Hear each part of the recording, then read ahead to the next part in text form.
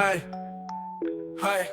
Çekin garip joint işim olmaz onlarla. Tarih kitapları okuyaram ben dayanmadan tonlarla. Kazandığım pulu hashtleyaram sağa sola tomarla. Sahip çık evladla biraz başın tumarla. Hayatını bok eləmiş sen içkiyle kumarla. Normal karşılamaz zaten budur normal olan. Ben de halal eləmərəm düz deyir adam. Dönündə hörümcek adama bövrəcək ama bir özümlə köt kişiliyle əslində şizofreniya. Hey, söndürme aşlımı.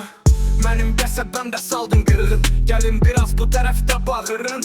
İndi dağılın gəldi buranın nə labosu. Git yaşıtlarına qoşul deyənlərə deyirəm siktir. Bu iş prensiptir, mənim tərsim pistir. Mənim elədiyim rap sabah ki man bu lirikal. O vaxt Tupac'a dedim diri qal.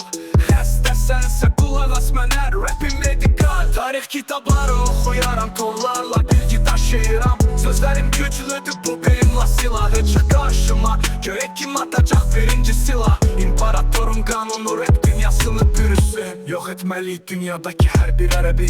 Cavabı çox açıqdır, bilinməlidir bunun səbəbi. Çünki onlar çox əsəbi, çıxar xərəbi.